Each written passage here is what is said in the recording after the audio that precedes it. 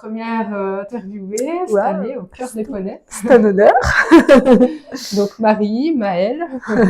Toutes les deux, bah oui, on est professionnelles dans le milieu équestre.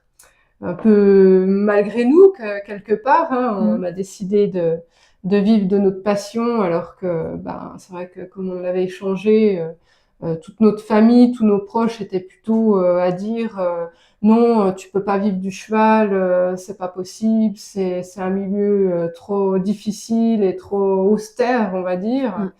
Voilà, pour pas donner d'autres termes, mais bon, bah, on a été contre ça, et aujourd'hui on est là pour passer le message que non, c'est possible, même en tant que femme avec peu de moyens, ben oui, c'est possible d'en vivre correctement, d'être dans ce milieu équestre, et puis de pouvoir innover aussi au travers de notre pratique, et d'amener bah, quelque chose de, on va dire, supérieur. Maintenant, c'est vrai que bah, on est en 2025, il y a beaucoup d'études hein, qui ont été faites quand même sur le cheval, sur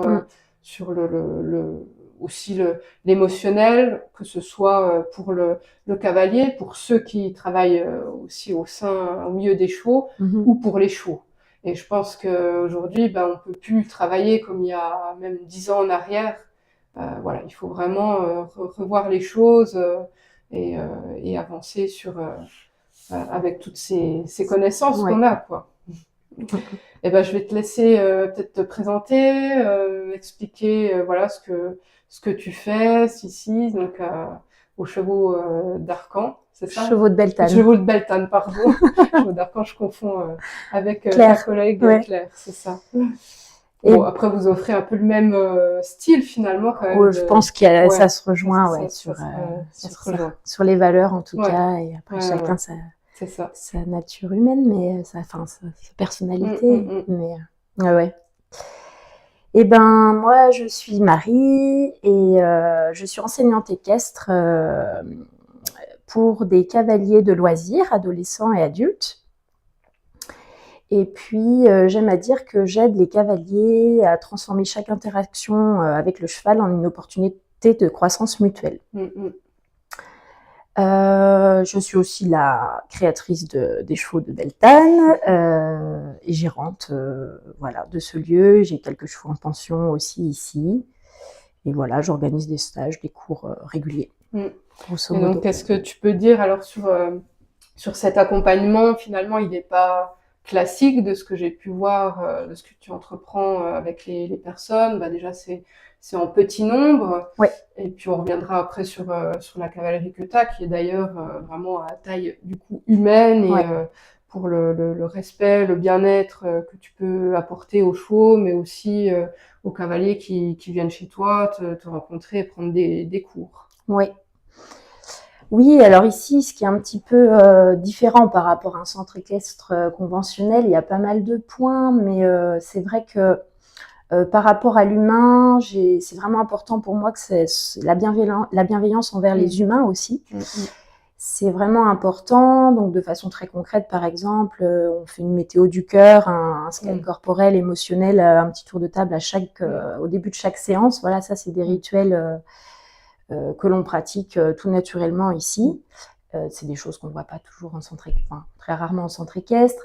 On ne prend pas le temps, toi, c'est vrai que tu prends ce temps-là. Voilà, pour moi, c'est pas du temps de perdu, pour plein de raisons, parce que ça aide les gens à mieux se connaître, parce que les chevaux sont très sensibles à la cohérence, la congruence. Ils sont le miroir de ceux avec qui ils vont être en contact. Ouais, donc c'est vrai que si tu sais pas que la personne, par exemple, a vécu une semaine très compliquée, et puis que tiens, ton cheval aujourd'hui tu le reconnais pas, en séance, j'imagine que c'est ça. Donc en connaissant après le contexte, tu te dis bon bah voilà, il va falloir que je m'adapte pour que le cheval, en miroir, ne soit pas non plus impacté par ce qui se passe, quoi. C'est ça, la séance, elle est souvent beaucoup plus lisible.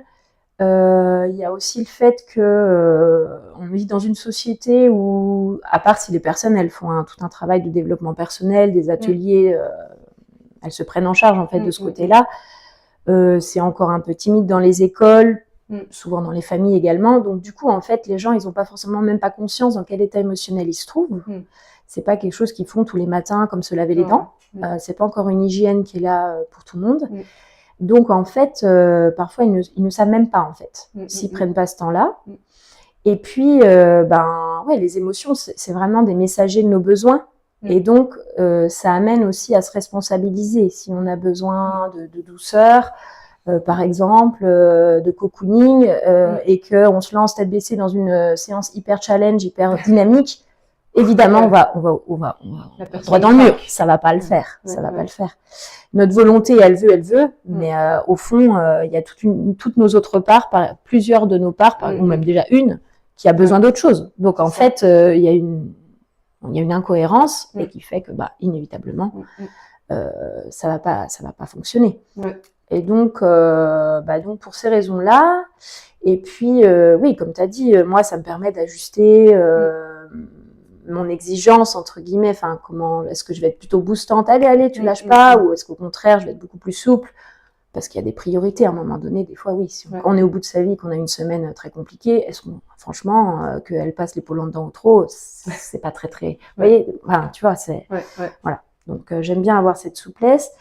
Et puis, il y a plein de points, hein, mais du coup aussi, ce qui est différent, c'est que par rapport aux chevaux aussi, j'aime bien, on a aussi des rituels par rapport aux chevaux.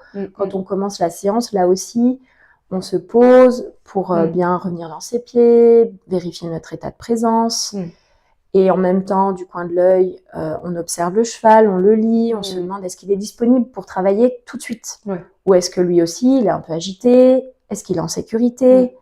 Oui, puis comme nous, est-ce qu'il est connecté, il est bien équilibré dans ses connexions, il s'intéresse un petit peu à tout, ou est-ce qu'il est complètement bloqué sur un aspect de sa vie, le troupeau, ou l'humain, ou lui-même. Oui, et puis vivre aussi comme nous des moments compliqués. C'est ça. Un copain qui est parti, un décès, tout un tas de choses. Un nouvel arrivant, enfin peu importe. Ou puis comme c'est très dans l'instant, le cheval, à cet instant-là, même s'il n'y a pas eu un événement très particulier dans le troupeau, on va dire, des fois, là, pile à cet instant-là, il y a la mauvaise lune, le vent, la météo qui va pas. Le cheval n'est pas apaisé, et du coup, là aussi, si on va tout de suite tête baissée dans le travail, ça peut parce que le mouvement apaise, mais je trouve que le top, c'est quand même déjà de prendre en charge les besoins de base. Bien sûr. Ça y est, c'est posé, le cheval est dispo, et après on bosse. Ça, c'est une qualité de vision que j'aime beaucoup. Et puis je trouve que quand tu as ce regard-là sur le cheval et ces actions-là finalement de bien-être et d'écoute, ça se retrouve aussi au sein de nous, de notre façon d'interagir en famille, entre amis. On va dire que c'est un petit peu le reflet de comment tu vas interagir avec le cheval. Ça va être le reflet de comment tu interagis en miroir dans ta vie quotidienne aussi avec ta famille humaine, avec tout ce côté. Et on dit bien aujourd'hui que notre société, elle est comme on traite nos animaux. Et donc c'est vrai que si on continue à traiter nos animaux en ne les écoutant pas, où les soins sont pas faits correctement, pas dans l'écoute, pas dans la bienveillance, forcément notre société va aller mal, quoi. Donc si on veut à un moment donné changer ça et faire avancer, qu'on soit dans une société effectivement qui soit bienveillante, soignante, saine et dans l'amour, finalement il faut aussi qu'on mette ça en place avec nos animaux, quoi. Complètement. Et toi, c'est vrai que c'est ça que tu as réussi à mettre en place finalement au sein de ta profession. Oui. C'est vrai que je suis un petit peu, je dois avoir une nature humaine assez déterminée, et du coup, même si je suis aussi très sensible, et d'ailleurs la sensibilité pour moi c'est vraiment une valeur en fait, c'est pas la vulnérabilité, c'est un cadeau, c'est vraiment une opportunité pour grandir, mais à côté de ça, je dirais, je suis quand même un petit peu déterminée et du coup, au fil de mes recherches je continue à me former, bien évidemment, mais au fil du temps où je me forme, à chaque fois que j'obtiens une information,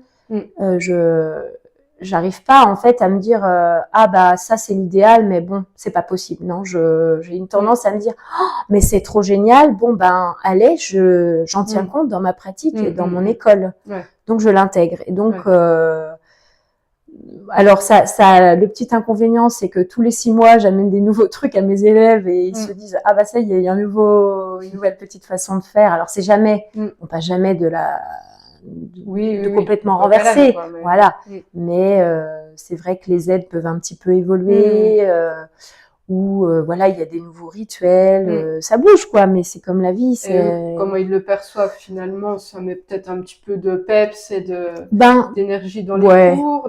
Ouais, globalement, ils apprécient en fait de voir que c'est un enseignement qui est vivant. Je continue de me former, du coup il y a des nouvelles informations qui arrivent, on change des petits trucs. Complètement perdu. Non, parce que ça reste, parce que je me forme, je retourne pas ma veste complètement. Même bon c'est sûr quand par exemple, là, je me forme chez Gina Pitti depuis 2 ans.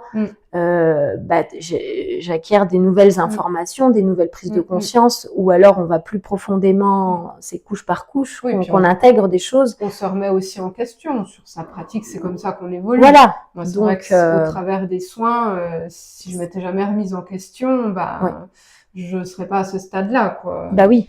On pourrait pas s'adapter au maximum de chevaux et répondre à des problématiques des fois complexes, quoi. C'est ça. Mais une fois qu'on a lâché un tout petit peu l'ego sur ce truc de cette espèce de fausse croyance qui dit oh, mais si je me remets en question, c'est que je suis nulle, ou une espèce de truc comme ça, ou c'est que le travail que je faisais jusque-là, il n'est pas de qualité. Une fois qu'on lâche ce truc qui est pas la bonne équation et qu'on se dit en fait je fais au fil du temps avec les informations et ce que j'ai réussi à intégrer et tout va bien.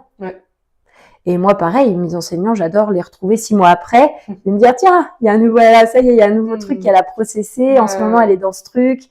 Elle est dans telle recherche. Alors que 6 mois en avant, elle pointait plus sur d'autres choses. Mais ça me gêne pas non plus, moi, en tant qu'élève. Donc, en fait, oui, et je pense que c'est même, comme tu disais, c'est, je pense, carrément une vision du monde, presque une vision de la vie. Qui est plus tranquille parce qu'en fait, on voit qu'on peut apprendre, évoluer et ça va, c'est ok, c'est pas grave. Enfin, c'est un bon exemple. Il faut aussi, savoir relâcher, puis se rassurer aussi. Enfin, on reste humain, quoi. Donc, oui. Oui. Et globalement, au début, c'est vrai, au début, ça fait un peu peur. De se dire, oh là là, quand je vais annoncer à mes élèves qu'en fait, j'ai appris telle nouvelle. Typiquement, les signaux d'apaisement, quand j'ai commencé à apprendre ça, je me suis dit, mais ça fait 20 ans ou 30 ans que je monte à cheval, je me rappelle plus que j'ai pas fait les calculs, mais voilà, ça fait en tout cas pas 2 ans que j'étais cavalière et que j'avais la sensation j'avais rien vu et que je vais annoncer ça à mes élèves, je vais vraiment passer pour une con, une plouc, quoi.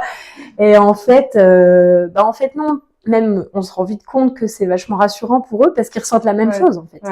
Quand on leur apprend ça, ils font oh, mon Dieu, mais voilà, on peut même tomber dans la culpabilité et tout. Donc, c'est vachement plus sympa de leur dire, mais ça va, tu sais, j'ai vécu la même chose, en fait. C'est pas grave. Puis le fait qu'on se mette pas à un niveau supérieur, à dire, moi, je suis professionnelle, donc je dois tout savoir, et puis vous, restez là en bas. Non, on est tous à égalité et on avance. C'est ensemble qu'on avance, quoi. C'est ça. Que ce soit élève, prof, on est au même niveau. C'est pas parce que humainement en tout cas, un titre différent que ça nous donne une supériorité, un pouvoir ou quoi que ce soit. Ouais, c'est ça. Ouais, du moment qu'on a fait un pas avant notre élève, on peut déjà lui transmettre ce pas-là. C'est la seule chose pour qu'on ait quand même de la matière à partager. J'ai trouvé chez toi qui est intéressant. Enfin, en tout cas, j'ai jamais suivi des cours directement chez toi, mais je le vois en tout cas quand je suis venue ici donner des soins, des parages aux chevaux.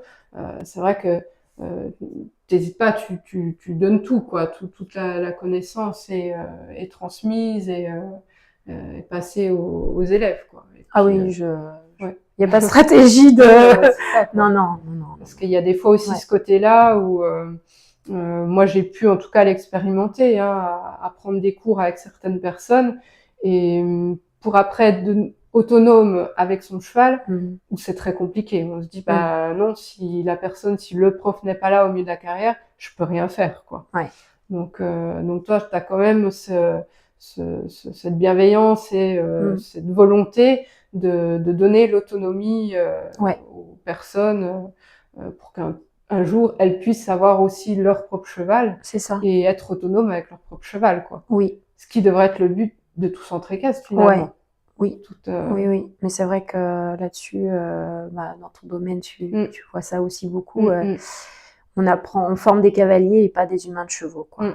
Dans pas mal de lieux équestres, et ça c'est un vrai problème, parce que les galocettes qui acquièrent leur première demi-pension ou qui acquièrent leur cheval, qui sont complètement perdus, dévastés, pour moi, ça devrait pas exister. Je veux dire, ça fait 15 ans qu'ils pratiquent, et ils savent même pas des fois tenir un cheval en licol. Enfin, j'exagère à peine, mais je veux dire, non pas curer les pieds, mais vraiment, des fois, il y a des grosses lacunes, et c'est pas de leur faute. Et ça, c'est vraiment, il y a quand même quelque chose qui est étonnant là-dessus. C'est pareil, hein, j'ai eu la chance d'avoir ma première jument, j'avais 15 ans, je sortais d'un galop 6-7, et puis j'ai fait un peu, entre guillemets, ces erreurs qui sont pas vraiment des erreurs, ce choix d'avoir une pouliche d'1 an, pas du tout éduquée, donc qui est arrivée chez moi. Donc il a vraiment fallu que j'apprenne de A à Z en fait avec cette pouliche, quoi. Donc qui donnait pas les pieds, qui avait jamais été parée, qui suivait pas à la longe, et donc en 2-3 mois il a fallu que je mette tout en place pour que ce soit le cheval pratique et sécuritaire dont je rêvais. Après c'est vrai que j'avais acquéri cette pouliche, cette jument, dans le but quand même de créer vraiment une relation très forte avec un cheval. Mon but n'était pas de parcourir des centaines de kilomètres en randonnée, ou de sauter des obstacles, de faire du concours, ou de prendre des cours, d'être dans de la technique de cours, mais vraiment d'être dans cette relation bien-être et puis amicale avec l'animal cheval, quoi.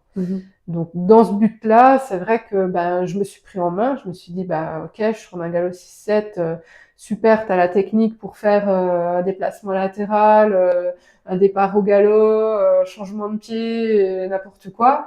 Maintenant, voilà, il y a d'autres compétences à prendre en compte, à apprendre pour y arriver, quoi, pour avancer.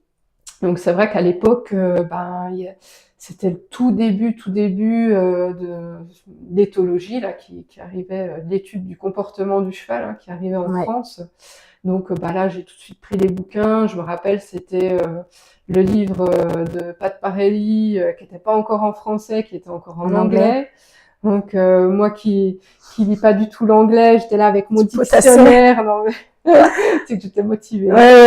Franchement. Et puis ça a été les livres de Véronique de Saint-Vaulery, d'Elisabeth de Corbigny à l'époque, voilà. Et puis j'ai fait ma sauce avec tout ça. C'est ça. Je me rappelle, hein, je lisais mon bouquin et tout. Ah ouais, tel problème, tel truc. Ok. Allez. Après, j'allais dans le pré avec ma jument. J'essayais. Ça marche pas. Bon, alors, on va essayer autrement. Et puis, petit à petit, c'est devenu aujourd'hui la jument super que c'est, où ça a été on a fait des randonnées ensemble. C'était mon cheval de tête, passé partout. Voilà, ça a été hyper gratifiant pour moi de me dire voilà, j'ai réussi. Et puis aujourd'hui, voilà, c'est une jument qui a 26 ans cette année. Et à part 3 poils blancs juste au-dessus de l'œil, tu lui donnes pas son âge, quoi. Donc je me dis pareil au niveau des soins, tout ça, je me suis auto-formée et voilà, et au moins ça donne quelque chose, ça donne le résultat aujourd'hui qui fait que oui, en prenant soin, en éduquant d'une certaine manière, en reprenant toute cette connaissance finalement, bien quand même. Ils peuvent vieillir. On a surtout les résultats de nos investissements, quoi. Et toi, tu peux nous parler peut-être un petit peu, c'est comme ça qu'on s'est connus, hein, via le parage. Donc, tu as une cavalerie de combien de chevaux déjà? Il y a 8 chevaux. 8 chevaux, dont des demi-pensions, hein, c'est ça? Il y a la moitié qui sont à nous. Ouais. Et puis l'autre moitié, c'est des chevaux en pension. Donc c'est des pensions. Il y a toujours un petit peu de travail, un petit peu de. J'aime vraiment, c'est important pour moi d'avoir quand même un minimum de temps à relationner directement avec le cheval. Ok. Donc c'est soit des pensions de travail ou demi-pensions. Soit c'est des pensions mixtes pair-travail. Ok. Donc ils vont participer avec les élèves dans l'école. Soit c'est des pensions de travail pure. Ils participent pas dans les cours. Voilà. Pour des plus jeunes ou des chevaux qui ont des besoins particuliers, des fois c'est pas adapté, ils sont pas, voilà, c'est pas leur place dans les cours, mais ou ils sont pas encore prêts. Mais voilà. Et oui, ils sont tous pieds nus. Pour en venir sur l'histoire du pied nu. En fait, le pied nu, j'ai été assez rapidement séduite. C'est vrai quand c'est arrivé, quand c'est arrivé en France, en étant curieuse. 25 ans, hein, je crois. Que ça arrivait en France. Moi, je suis depuis 20 ans. J'ai démarré le pied nu, je crois que ça venait d'arriver. Ok. Moi, c'est peut-être à peine. J'ai mis un petit peu de temps à déférer. Quand même, voilà, il y a un petit peu de décalage. Ça doit faire un peu moins de temps que j'explore le pied nu avec un cheval dont je suis propriétaire. Mais bon, ça fait quand même au moins 10 ans. Et oui, quand j'ai entendu, en fait, je me suis renseignée, j'ai lu, j'ai discuté avec des gens qui le pratiquaient. Ça m'a paru tout simplement cohérent au niveau de la santé globale. Du cheval et le fonctionnement du pied et la modification progressive des structures qui allaient reprendre leur rôle. Je dis bah oui, en fait ça m'a paru du bon sens. Donc et en plus j'avais un cheval Django il est toujours là, qui est fourbu chronique, donc je me suis dit peut-être que ça peut aussi être favorable pour bénéfique pour sa pathologie.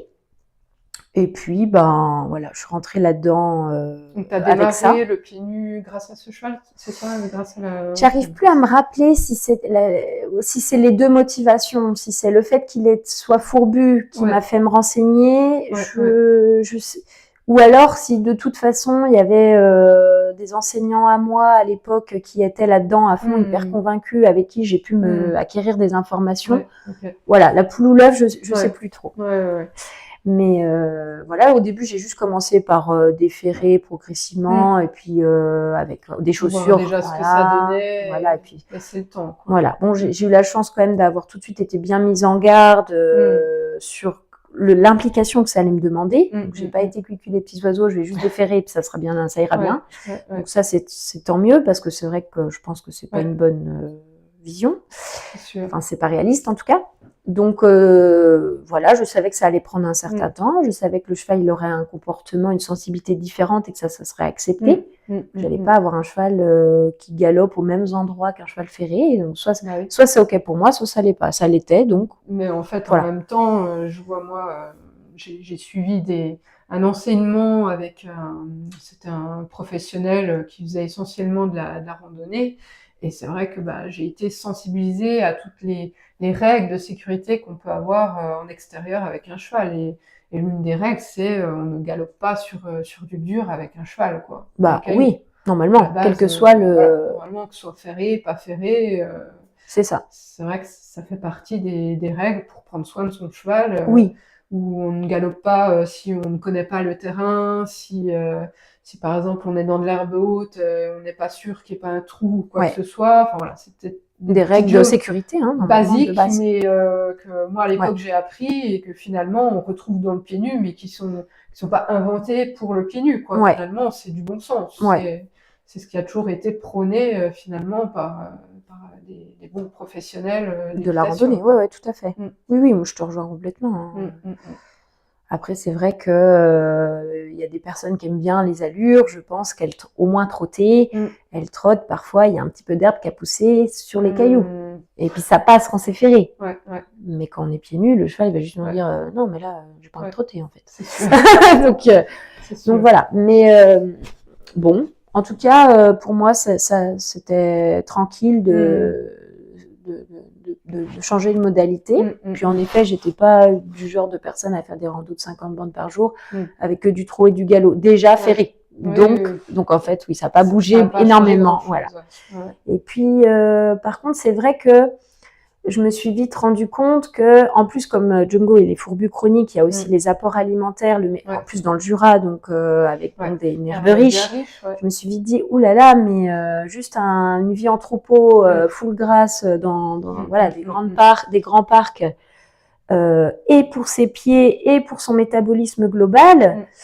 Là, va y avoir j'ai quand même un petit problème à gérer le poids, sa santé, quoi.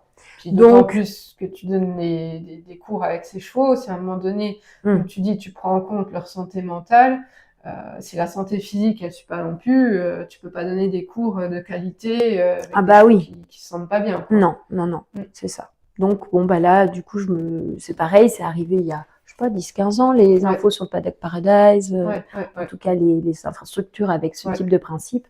Et du coup, bah voilà, je m'y suis intéressée. J'ai tout pareil, tout de suite été hyper séduite. Il y avait plein de principes qui me paraissaient juste tellement cohérents pour répondre aux besoins de base.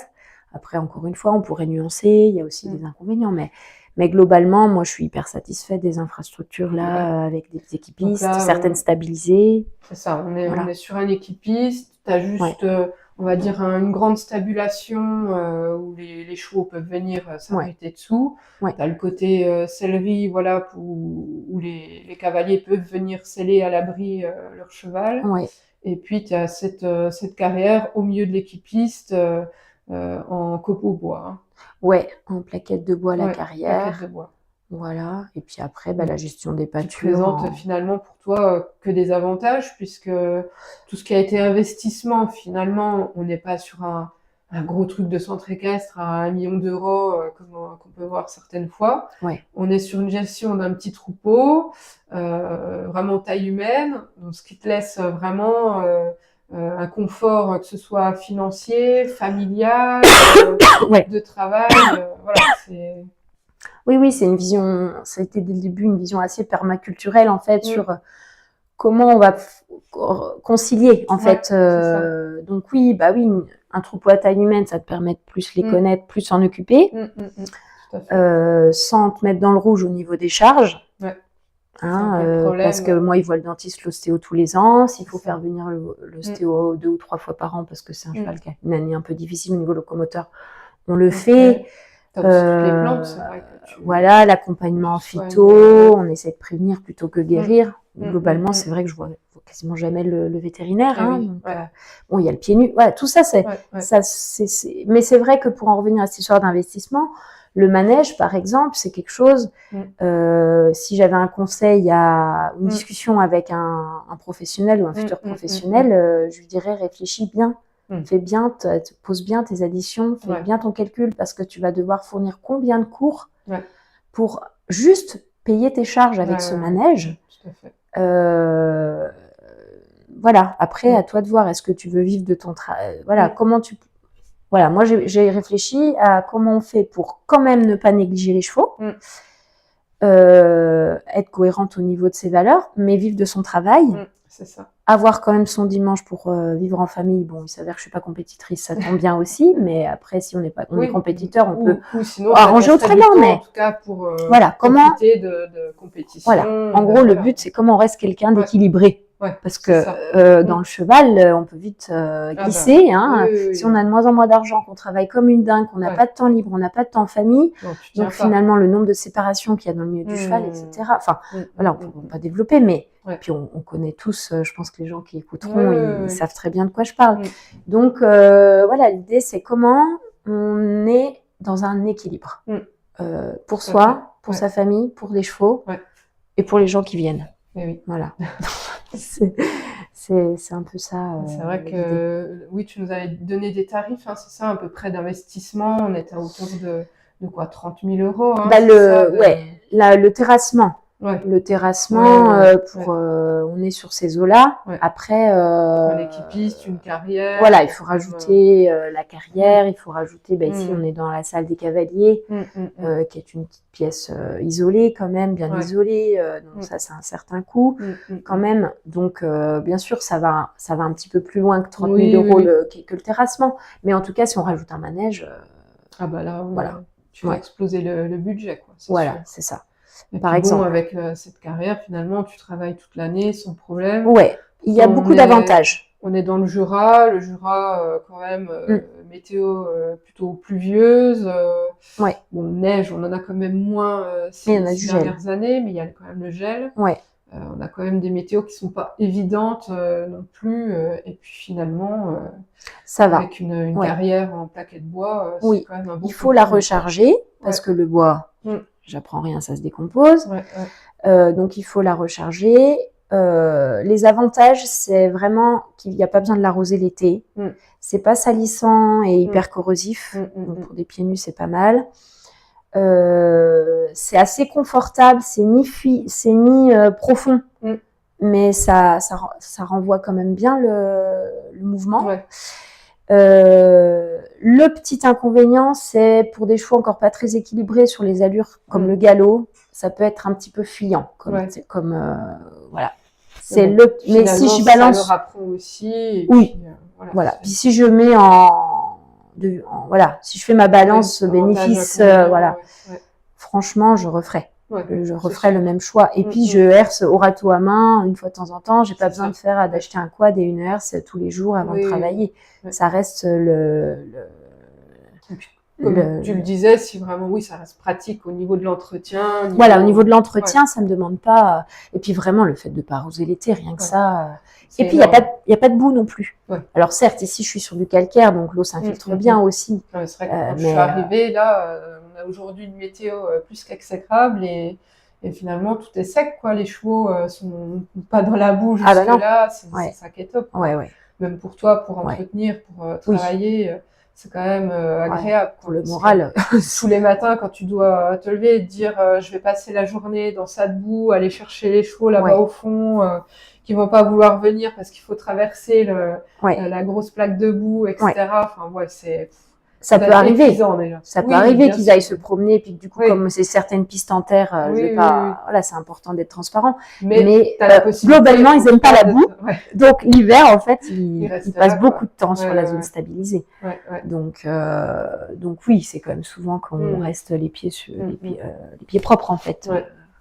Finalement, donc pour ces 8 chevaux au total, tu as une surface de combien Alors, l'autre fois, on s'est amusé à calculer avec Pierre-Émile. J'ai un peu moins d'1 hectare par cheval si on reconsidère le foin aussi si on transfère le foin qu'il consomme en hectares, parce qu'il y a des possibilités de trouver les calculs, comment faire les calculs. Je pourrais pas le réexpliquer là tout de suite, mais on a fait une petite recherche. Je dois être à 6 hectares, l'équivalent de 6 hectares, 6 hectares 5, mais en prenant en compte le foin qu'il consomme. Voilà. Si on imaginait qu'on faisait sur ce foin, et sinon on est en 3 hectares, vraiment en dur, avec des piquets en solide, quoi, des piquets bois. Voilà. Mais ça ne reflète pas forcément. Faudrait pas que quelqu'un se dise j'ai que 3 hectares et c'est bon. Bon, après, le foin, il peut l'acheter de l'extérieur. Mais voilà, je préfère quand même mettre des petites pistes. On est à peu près sur. Ah, la longueur, ça c'est une bonne question. Je sais pas si j'ai déjà. Est-ce que je sais répondre à ça? Je pense qu'il y a quelques kilomètres, non? Ouais, je sais pas. Tu penses autant que ça? Quelques kilomètres. 1 kilo. Après, ça dépend si tu fais vraiment tous les tours. Faudrait voir quel trajet on fait. Voilà. C'est sûr, si on va au point plus loin, qu'on revient, et qu'on fait que 2 trajets possibles, il y a peut-être à peine plus d'1 kilomètre, mais voilà. Puis après, si on fait vraiment des petits zigouigouis, Mais c'est vrai que je te rejoins là-dessus aussi sur l'investissement de départ. C'est vrai que moi, pareil, j'ai démarré pas du tout issu du milieu agricole, donc c'est vrai que on va dire que pour démarrer, c'est pas toujours évident. C'est vrai qu'il y a plus de facilité pour celui qui est issu du milieu agricole. Faut pas se leurrer. Voilà, comme tu le dis, pour reprendre que ce soit des prêts ou des infrastructures qui seraient déjà en place. Donc moi j'avais rien et donc en démarrant dans les soins, notamment en podologie, j'ai eu à tout casser peut-être 1 000 € d'investissement de matériel. Ok. Donc, ce qui n'aurait pas été le cas si j'avais été en maréchalerie Ah ou dans d'autres techniques, quoi. oui. Et encore moins pour tout ce qui est thérapie manuelle, hein, puisqu'à la base, je me suis formée en ostéopathie animale et puis Ah oui. j'ai fait pas mal d'autres formations, on va dire, autour de la thérapie manuelle. Et bon, à part l'investissement, pareil, formation, Oui. c'est tout ce que ça m'a coûté, quoi. Mes outils, le premier outil, c'est mes mains, donc c'est mon corps, donc il faut aussi que j'en prenne soin.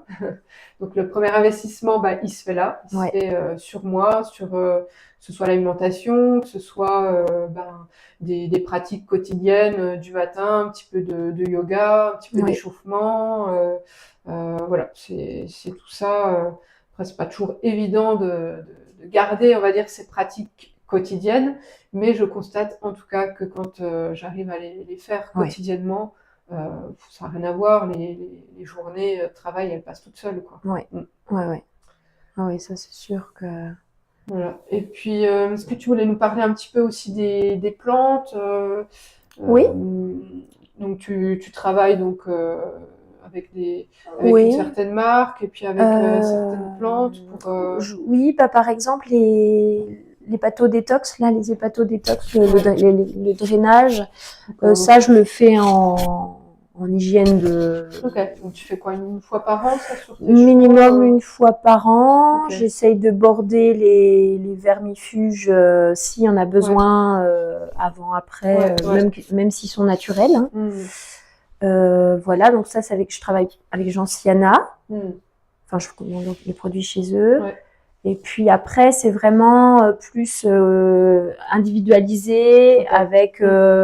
Alors là, j'ai pas une énorme autonomie pour le coup parce que j'ai des super praticiens dont tu fais partie qui aussi ont des billes là-dedans.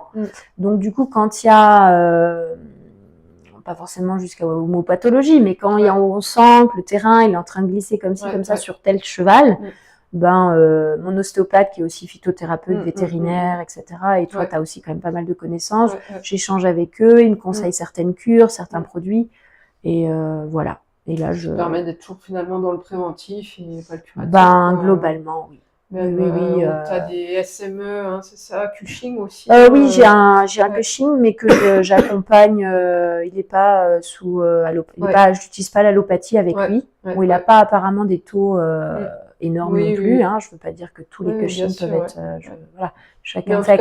Mais moi, en tout cas, c'est comme ça. Dans le préventif, ça se stabilise. Oui, voilà, ça se stabilise, ça n'empire pas.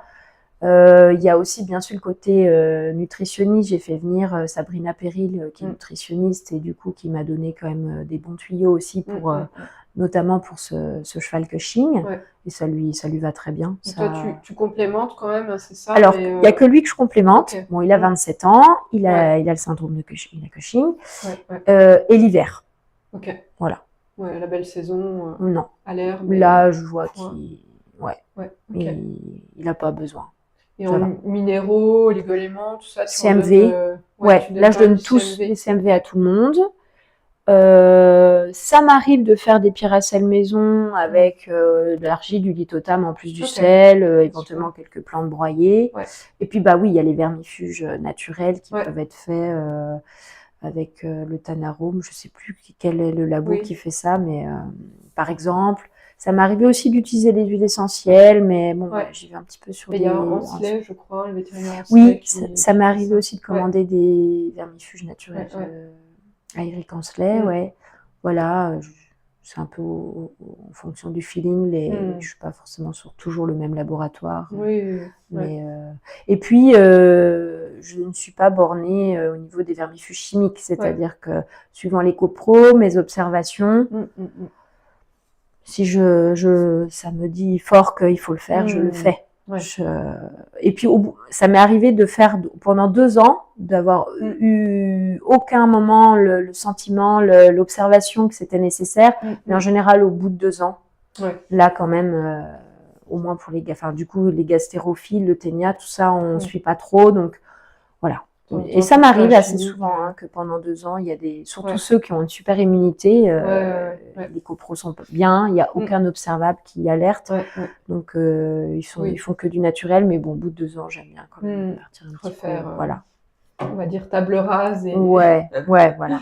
En tout cas, moi, c'est mon compromis. Je suis un peu pareil aussi, où je me dis, bon, naturel, ok, mais il y a des fois, des moments, les saisons, période de sécheresse, période forte d'humidité, etc., où même si on donne des nettoyants intestinaux, même si on fait attention qu'on ne soit pas en surpâturage, etc., on a quand même des fois des risques et oui, même si on booste le système immunitaire, on n'est pas quand même à l'abri d'avoir des parasites, quelque chose.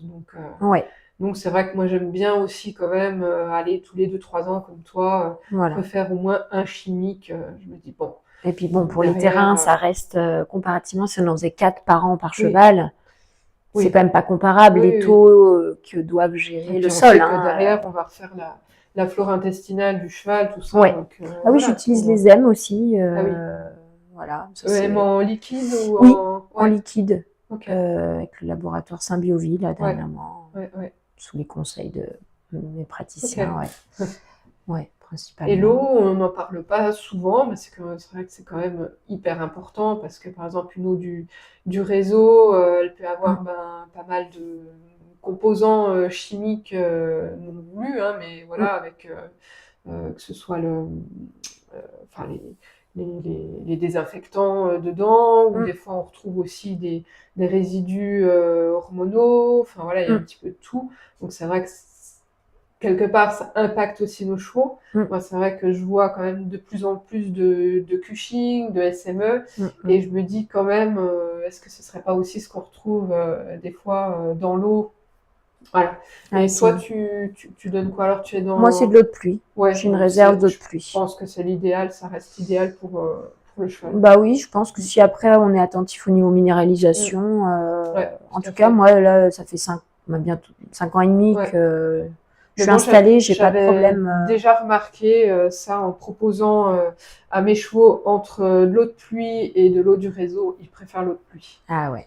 Ils vont préférer aller boire dans les flaques, de prendre l'eau du réseau. Ouais, elle a une odeur, même nous, quand on... si on n'a pas de filtre avec un système de filtre ou de charbon dans les carafes, tout à fait. Puis surtout si on la laisse pas un peu décanter, elle a souvent une odeur qui est pas très cool, l'eau du robinet. Donc c'est vrai que c'est à penser aussi, peut-être dans son système, quand on peut y penser avant, avoir un système de réserve, c'est le top. Soit mettre un filtre au départ, ou eau de pluie, ou quelque chose plus naturel, quoi. Et en plus, c'est cohérent au niveau d'impact écologique. L'eau de pluie, c'est chouette. Bon, après, c'est vrai qu'il peut y avoir des polluants dans l'air, tout ça, mais bon, en même temps, on respire aussi partout. C'est ça. Voilà, faut pas être non plus, je pense, dans les extrêmes. Faut trouver un juste milieu. Et c'est ça. Et je pense que là, en tout cas, tu l'as bien trouvé avec tes chevaux. Visiblement, en tout cas, au niveau vétérinaire, c'est vrai que ça a l'air de bien se passer.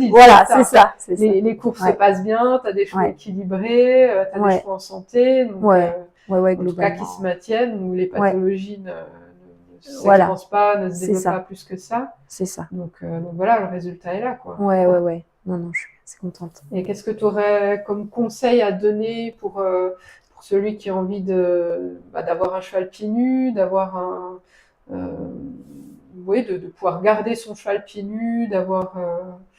Eh bien, pour avoir son cheval pieds nus, je l'ai un peu évoqué tout à l'heure, bien se renseigner pour être bien conscient de l'accompagnement que ça va nécessiter et du temps qui va être nécessaire. Pas s'attendre à ce qu'on défaire et hop, la semaine prochaine, la semaine d'après... Voire se former, comme toi tu l'as fait. Voilà, se former pour le parage d'entretien entre deux venues du professionnel, franchement c'est génial. Déjà parce qu'on est plus un petit peu, on acquiert de l'autonomie, parce que on a un regard beaucoup plus connaisseur, parce qu'il n'y a rien de tel que l'expérience pour devenir compétent. Même celui qui voudrait pas pratiquer, finalement, derrière, il aura toutes les compétences pour dire ah ben je vais préférer tel professionnel plutôt qu'un tel, discerner, parce que ça va mieux correspondre à mon cheval. Sans dire que l'autre est nul ou quoi que ce soit, mais en disant bah voilà, par rapport à mon cheval, c'est ce dont il a besoin et pas autre chose. Ah oui, de toute façon, on pourra mieux lire en effet le travail des professionnels, on pourra peut-être aussi plus déterminer le moment, est-ce que c'est à 5-6 semaines que ce cheval il a besoin, voilà, parce qu'on va voir on va lire le pied en fait, les évassements qui se mettent éventuellement en place. C'est vrai que j'ai des clients, autant le cheval, 3-4 parages peuvent suffire dans l'année, et autant j'en ai, si on n'y est pas toutes les 5 semaines, ça part en cacahuète. C'est ça. Donc c'est vraiment, comme tu dis, avoir cette lecture et puis connaissance de son cheval, de savoir aussi quand lui il est bien, moins bien, et ce dont il a besoin, quoi. Non, c'est vraiment chouette, je trouve, ce type de formation quand on veut faire du pied nu. Quand on veut passer son cheval au pied nu. Et puis après, oui, les chaussures aussi, c'est quand même au moins une période de transition, ou si on part en rando plusieurs jours. Donc aujourd'hui, il y a des professionnels fantastiques qui nous conseillent super bien, donc pas hésiter à faire appel à eux. J'ai toujours dit, les chaussures, j'aime, moi, dans mon approche de la podologie, rester le plus simple possible. C'est vrai que j'avais démarré une formation au début en France, en podologie équine, et j'ai vite arrêté parce que c'était pour moi un truc très américanisé, où derrière, il fallait acheter plein de produits, plein de gadgets. Et je me suis dit, mais non, moi, je me suis mis, je veux me former dans le pied nu pour justement enlever tout ce qui est complexe, simplifier au maximum, revenir finalement au naturel, quoi. Voilà. Donc ça n'avait pas de sens. C'est vrai que quand je suis partie me former finalement en Suisse près de Pascal Wissenbach, c'est ça qu'elle nous a apporté. C'est vraiment cette approche déjà multi, on va dire holistique, où le cheval était un tout et finalement les pieds ne sont qu'une petite partie, mais aussi d'avoir cette approche finalement hyper simple, en ayant cette vision complexe du tout.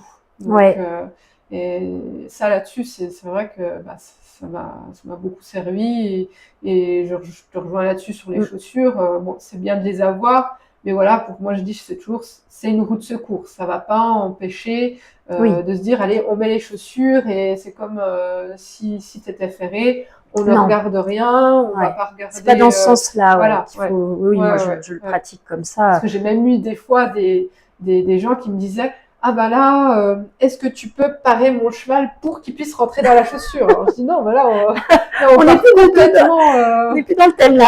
Non, on part plus du tout dans le bon sens. Mais c'est vrai que cette histoire d'artifice, en fait, je te rejoins même au niveau équestre globalement. Je suis un peu, je te retrouve vachement. Moi, dès qu'on me dit il faut mettre il faut absolument tel matériel, telle protection, tout un tas de tralala, je me dis non, mais on s'écarte du vrai savoir-faire, parce qu'en fait, un professionnel qui est vraiment compétent, en général, il n'a pas besoin d'artifice. Par exemple, les enraînements, évidemment, on y pense. En fait, il sait emmener un cheval vers le rassemblé sans aucun enraînement. C'est pas... Au mieux un bon matériel bien adapté au une cheval, la selle adaptée et très simple. Voilà. Il y a le matériel, il y a 2-3 en effet objets qui sont vraiment nécessaires, mais après moi les protections sur les tendons, je sais ça n'existe plus en fait dans mon univers, le longan, c'est incroyable le nombre de choses qu'on peut épurer et qu'on peut acheter ou arrêter après d'acheter en se rendant compte qu'en fait c'est des symptômes, mais en fait, si on prend les choses à la source, à la vraie, en s'occupant d'acquérir la réelle compétence ou en soignant réellement le cheval, On met pas des onguents, des trucs sur les pieds ou je sais pas, moi, c'est juste tous les objets qu'il y a dans le pied nu. C'est vrai qu'il y a tout un tas de trucs, comme tu dis, comment ça s'appelle là, l'espèce de, tu sais, les voiles sous au niveau de la sole. Enfin, il y a tout un tas d'objets. Le perfect footwear, ouais, tout ça. Alors après, je dis pas, ça a certainement un rôle parfois, voilà, comme les chaussures, ça peut être parfois nécessaire. Mais moi, je n'utilise pas du tout tout ça. S'il y a une pathologie pour un temps donné, bon, voilà, ça peut être une solution, mais ça ne doit pas être une solution à long terme, quoi. Ouais. Sinon, autant référer, et voilà, on va rien gagner. Ouais. Donc, oui, c'est vraiment toute une démarche, en tout cas, qu'il y a là autour, quoi, de réflexion, d'écologie, de bien-être, d'écoute. On est vraiment sur un ensemble, comme tu dis, de permaculturel, quoi. C'est pas juste un petit morceau, on enlève ça et puis c'est bon. Ouais, c'est ça. Il faut prendre les choses de façon globale. C'est ce qui est à la fois, c'est simple et c'est complexe à la fois. Voilà. Mais oui, c'est sûr. C'est un peu ce que je te disais à travers ma formation de podologie, finalement très très simple, mais très complexe parce que voilà, il a fallu qu'on se forme et qu'on ait des notions aussi bien en homéopathie, aussi bien en phytothérapie, nutrition, aussi bien pour les SME et tout, j'imagine. Aussi bien que ce soit dans l'adaptation de la selle, la façon de travailler un cheval, puisque ça, je le vois aussi régulièrement, c'est que la manière dont on va travailler le cheval, la posture, vont engendrer en tout cas des pathologies, des déficiences au niveau des sabots, au niveau du pied. Et c'est énorme. Moi, j'ai fait l'expérience avec mon hongre qui avait à l'époque une dizaine d'années et qui a toujours été légèrement cagneux des antérieurs. C'était très léger, mais voilà, il fallait à chaque fois, dans mon parage, j'apporte une correction par rapport à cet aplomb. Et un jour, je fais la rencontre d'une cliente qui m'explique qu'elle donne des cours d'équitation de légèreté. Et puis je me dis, bon tiens, pourquoi pas. En plus, à ce moment-là, j'étais enceinte, donc je me suis dit, ça va être l'occasion de faire en tout cas, de prendre des cours d'équitation au sol. Et puis au bout de 3 cours, on a juste travaillé sur à l'arrêt, sur la posture du cheval, sur son équilibre, et j'ai mon hongre qui s'est redressé au niveau des aplombs et je n'ai plus à le corriger au niveau de son aplomb.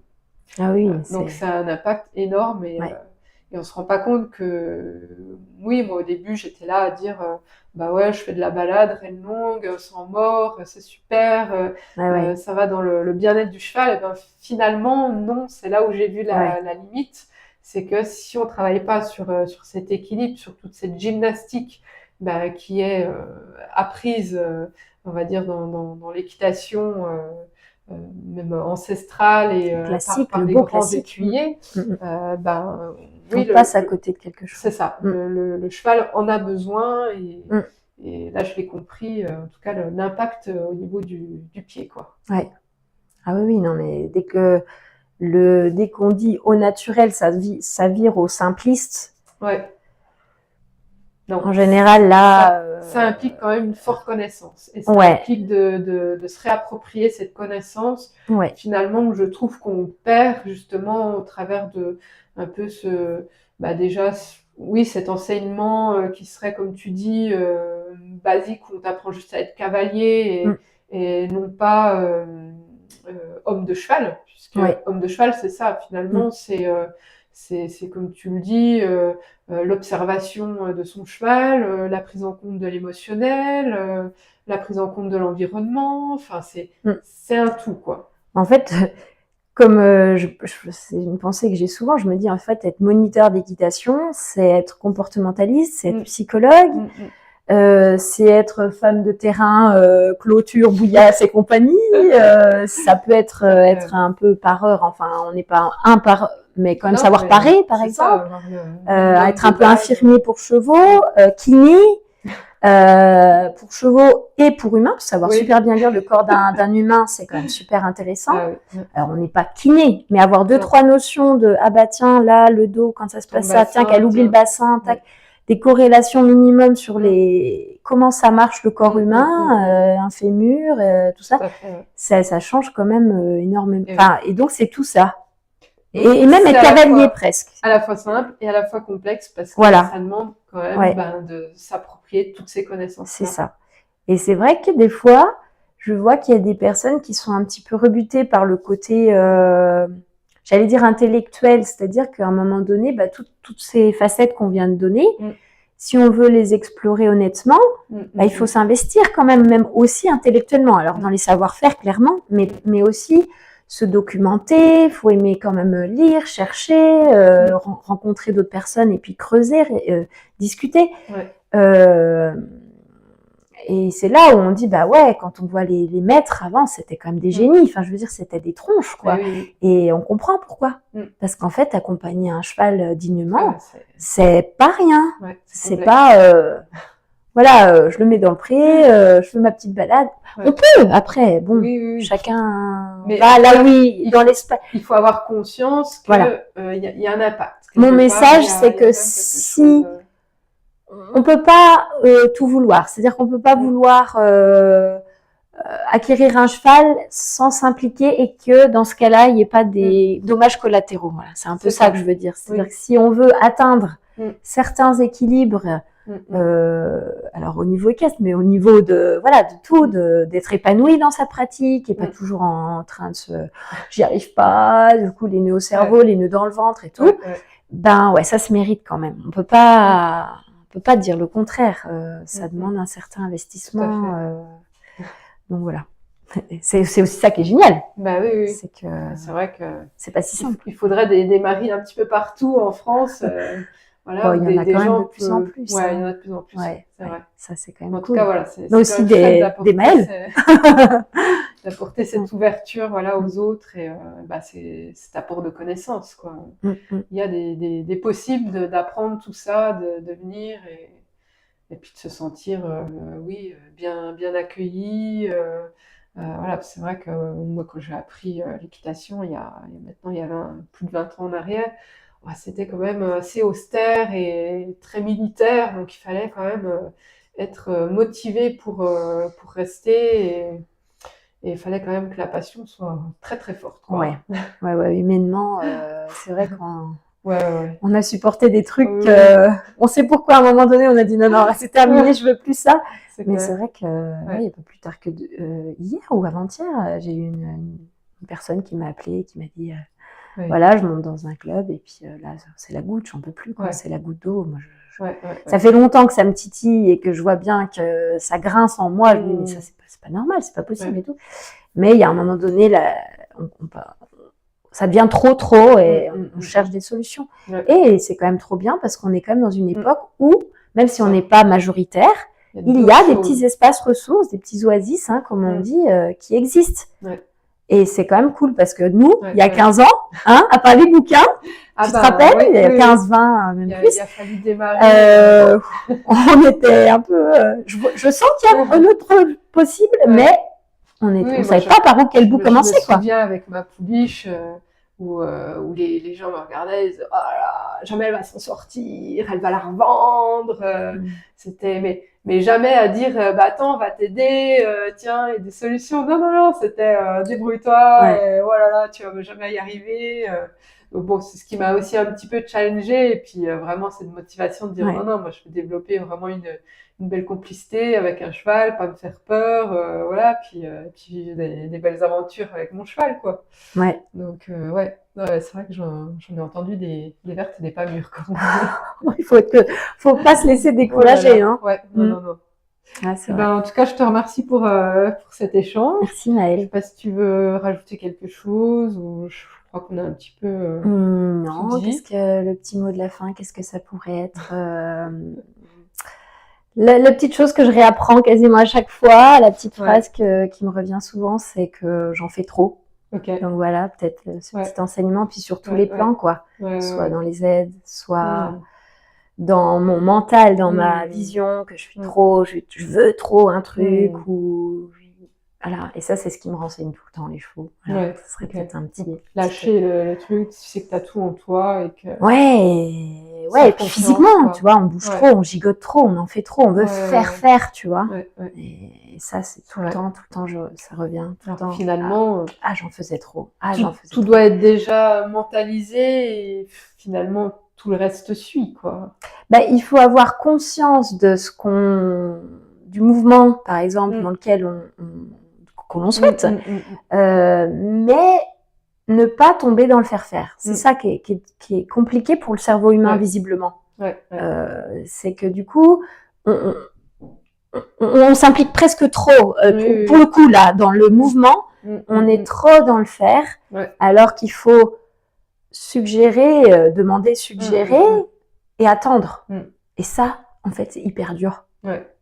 Finalement. Je te rejoins là-dessus aussi dans les formations que je donne en podologie, où déjà j'essaie de m'assurer que la personne déjà le bon regard et la bonne image entre guillemets de ce qu'il faudrait pour ce cheval dans la tête, parce que déjà si t'as pas la bonne image, le bon truc, forcément tes mains vont pas traduire un truc correct, quoi. Oui, si tu sais pas ce que tu veux déjà, tu vas pas pouvoir. Si tu as quelque chose d'erroné dans la tête, si par exemple pour toi, je sais pas, une pince qui migre en avant au niveau du sabot, c'est correct, forcément tu vas pas le corriger, tu vas pas avoir un truc qui permet de faire évoluer ton cheval dans le bon sens.